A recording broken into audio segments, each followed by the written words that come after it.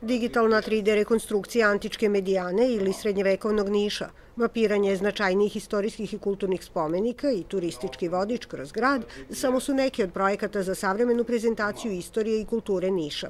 Projekti su rađeni u real time-u, slično kao u kompjuterskim igricama.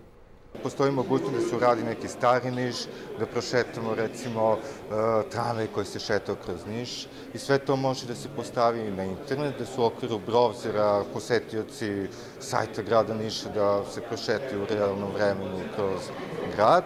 Da ovakva prezentacija brže nalazi put nego klasična muzejska postavka, naročito do mlađih, potvrđuju i kustosi.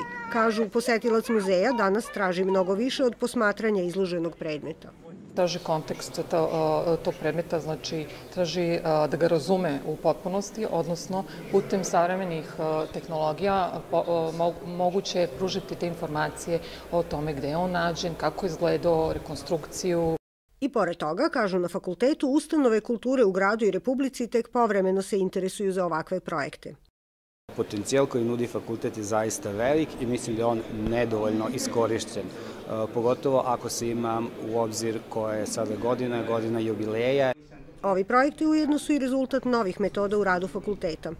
To su stručni klubovi studenta, jedan aspekt, i drugi aspekt to su grupe za samostalno učenje, pri čemu se grupe organizuju u saradnji sa ekspertima iz pojedinih različitih oblasti.